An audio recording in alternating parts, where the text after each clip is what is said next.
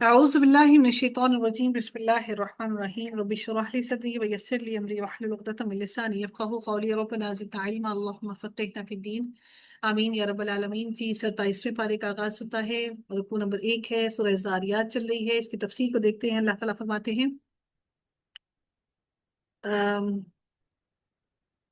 قال فما خطبكم ایھا المرسلون، حضرت ابراہیم علیہ السلام نے کہا کہ اللہ کے بھیجے ہوئے فرشتوں تمہارا کیا مقصد ہے؟ یعنی کہ ان سے پوچھا گیا کہ تمہارا بشارت دینے کے علاوہ، یہاں پر خوشخبری دینے کے علاوہ، جو مجھے بچوں کی خوشخبری دینے کے لیے آئے ہو، اس کے علاوہ آنے کا تمہارا کیا مقصد ہے؟ تو قالوا، انہوں نے کہا انا ارسلنا الی قوم مجرمین، انہوں نے جواب دیا کہ ہم گناہگار قوم کی طرف بھیجے گئے ہیں۔ یعنی کہ کون سی قوم؟ حضرت لوط علیہ السلام کی قوم۔ حضرت لوط علیہ السلام اور حضرت ابراہیم علیہ السلام رشتہ دار تھے۔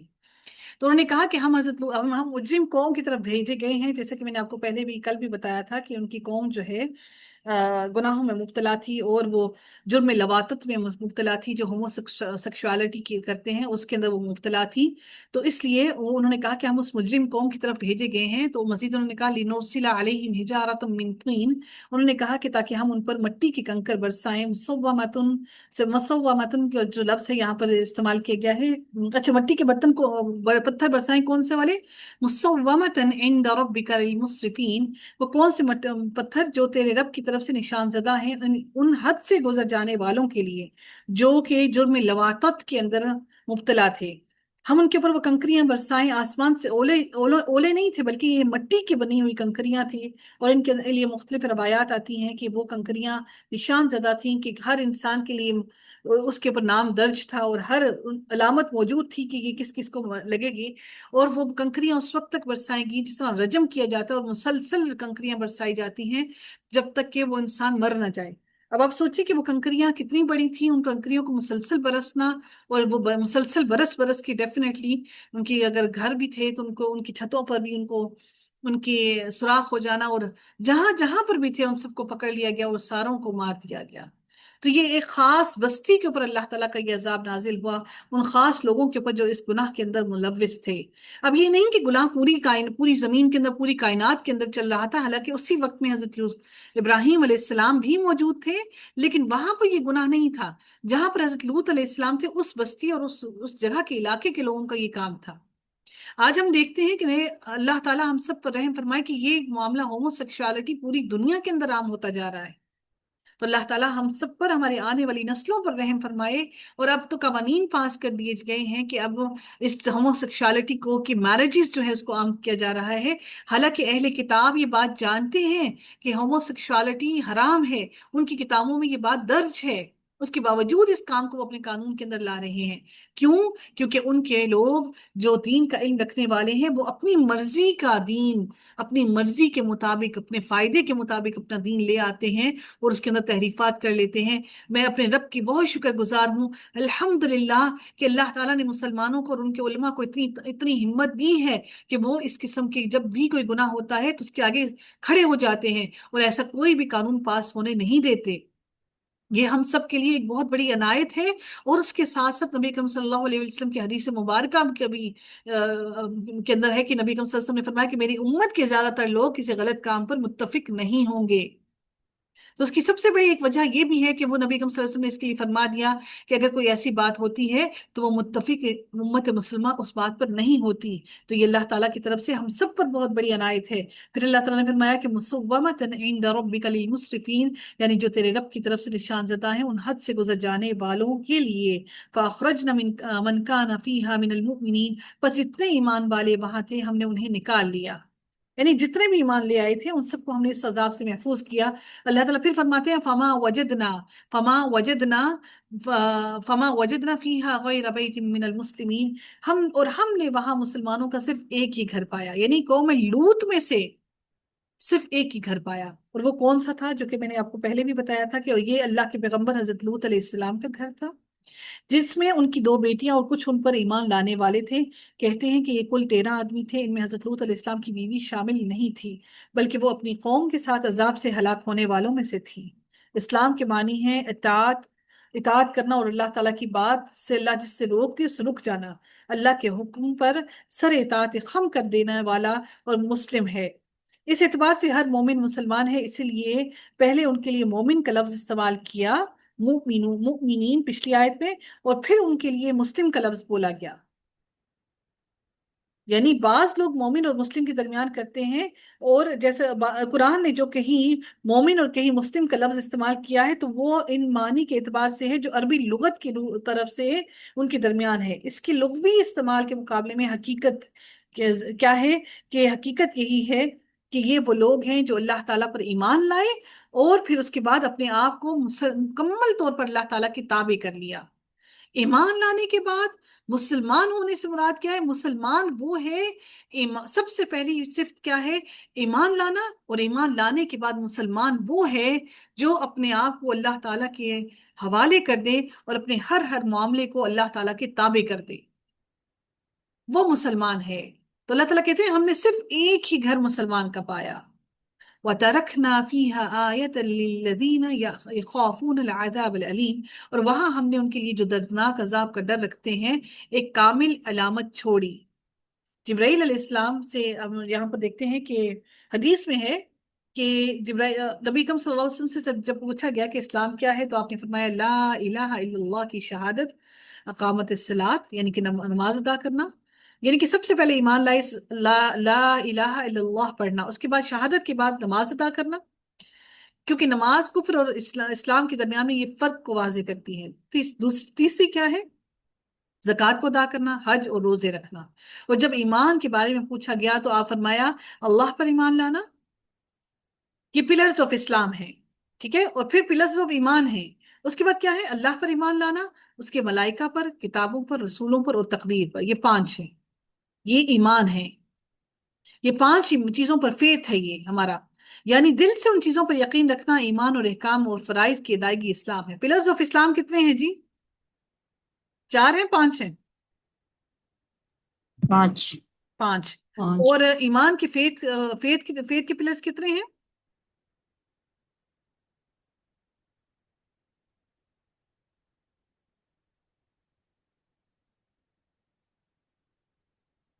फेथ के पिलर्स कितने हैं? एक अल्लाह पर ईमान लाना, उसके उसके मलाइका पर ईमान लाना, किताबों पर ईमान लाना, रसूलों पर ईमान लाना और तकदीर पर ईमान लाना। ये पांच है ये। और जो ये है ना पिलर्स ऑफ इस्लाम जो हैं, ये जो अकामत सलात, नमाज, ज़कात, हज और रोजा, इसके अंदर मैंने जो किताबों में जो आजकल सिलेबस की बुक्स हैं उनके अंदर चार पिलर्स ऑफ इस्लाम लिखे हुए हैं, उनमें उन्होंने पांच नहीं लिखे। अब पता नहीं इसमें क्या वजह है, हम फिलहाल उसको पांच पढ़ते थे, लेकिन उसमें एक जो है पिलर्स ऑफ इस्लाम जो है उन्होंने कम लिखा हुआ है। ठीक है, किताबों के अंदर जो अब सिलेबस की बुक्स है उसमें पिलर्स ऑफ इस्लाम फोर है। इस लिहाज से हर मोमिन मुसलमान और हर मुसलमान मोमिन है। जो मोमिन और मुस्लिम के दरमियान फर्क करते हैं वो कहते हैं कि ये ठीक है कि यहाँ कुरान ने एक ही गिरोह के लिए मोमिन और मुस्लिम के अल्फाज इस्तेमाल किए हैं, लेकिन इनके दरमियान जो फर्क है उसकी रूह से हर मोमिन भी मुस्लिम है। ताहम हर मुस्लिम का मोमिन होना जरूरी नहीं है। हर मुस्लिम का मोमिन होना जरूरी नहीं, यानी कि लाजमी नहीं है कि हर मुसलमान मोमिन भी हो, उसका फेथ और ईमान इतना स्ट्रोंग भी हो। अल्लाह ताला फिर इरशाद फरमाते हैं अगली आयत के अंदर कि वफी मूसा इज़ अरसलनाहु इला फिरऔन बिसुल्तानिन मुबीन। अब यहाँ पर इस आयत के अंदर अजाब अलीम से मुराद क्या है? कि उनको वो दर्दनाक अजाब, पहले अल्लाह ने उसको डरा दिया था ये अजाब मेरी तरफ से आएगा, लेकिन जब उन्होंने नहीं माना तो उनको उस दर्दनाक अजाब में मुब्तला कर दिया। फिर अल्लाह ताला ने फरमाया वफी मूसा इज़ अरसलनाहु इला फिरऔन बिसुल्तानिन मुबीन। मूसा अलैहिस्सलाम के किस्से में भी हमारी तरफ से तंबीह है कि जब हमने उसे फिरौन की तरफ खुली दलील के देकर भेजा तो फतवल्ला बिरुकनिही वक़ाल साहिरुन औ मजनून, बस उसने अपने बलबूते पर मुंह मोड़ा। किसने मुंह मोड़ा? फिरौन ने मुंह मोड़ा और कहने लगा कि ये जादूगर या दीवाना है। अपने बलबूते पर, अपनी कुव्वत और ताकत और अपने लश्कर की तकब्बुर में उसने मुंह मोड़ लिया। उसने कहा कि ये तो साहिर है और मजनून है। फ़अख़ज़नाहु वजुनूदहु, फिर हमने उसे भी पकड़ लिया और उसके लश्कर को भी पकड़ लिया। फ़नबज़नाहुम फ़िल यम्मि वहुवा मुलीम, फिर अल्लाह ताला फरमाते हैं कि हमने उन दोनों को पकड़ लिया, बिलाखिर हमने उससे और उसके लश्करों को अपने अज़ाब में पकड़कर दरिया में डाल दिया, और वो था ही मलामत के काबिल, यानी उसके काम ही ऐसे ही थे कि उसको वो मलामत का मुस्तहिक था। वफी आदिन इद अरसलना अलैहिम अलैहिम रीहल अकीम, پھر اللہ تعالیٰ فرماتی ہے اور اسی طرح عادیوں میں بھی ہماری طرف سے تنبیہ ہے، جبکہ ہم نے ان پر خیر و برکت سے خالی آندھی بھیجی، بانجھ آندھی بھیجی۔ الریح الحقیم سے مراد وہ بانجھ ہوا ہے جس میں کوئی خیر اور برکت نہ ہو، وہ ہوا درختوں کو پھل نہ دیتی ہو، نہ بارش لانے کا پیغام دیتی ہو، بلکہ سوائے ہلاکت کے ان آندھیوں میں اور کچھ نہ ہو۔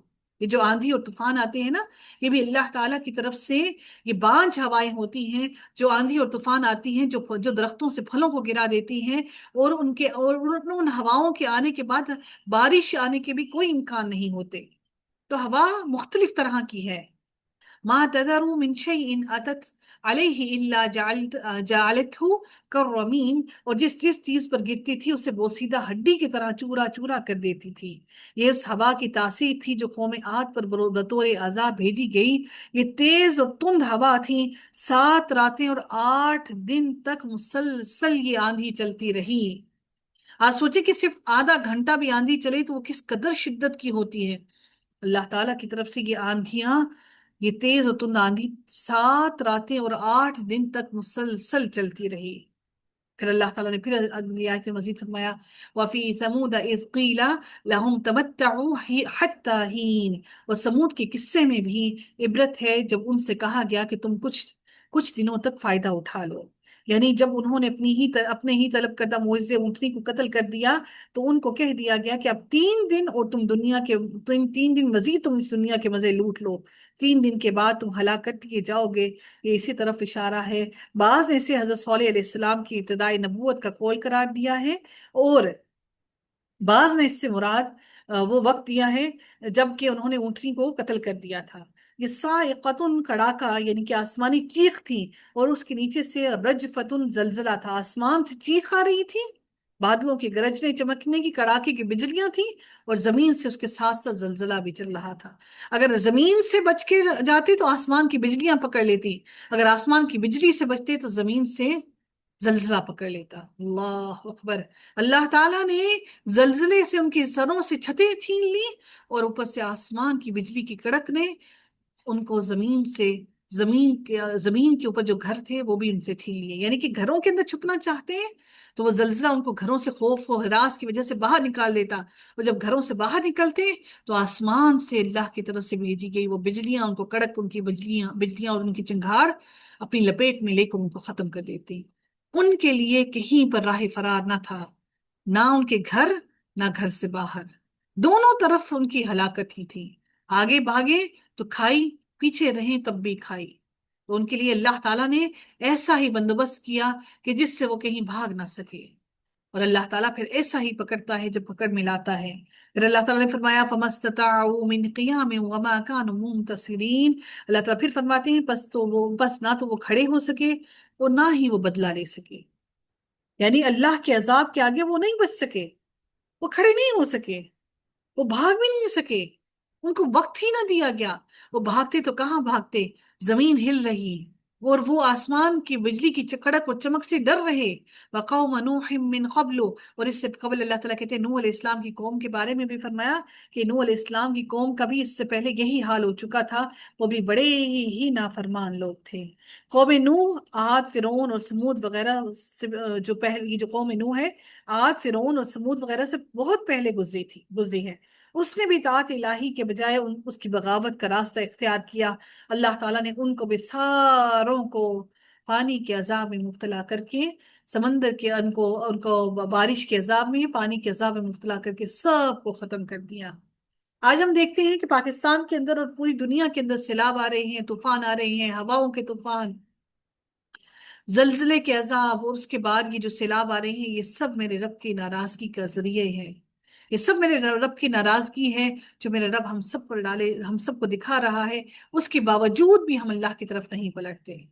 اس سے بڑھ کر جو اللہ تعالیٰ نے ہم پر یہ حکمران مسلط کیے ہیں وہ ہمارے گناہوں کے سبب ہی کیے ہیں۔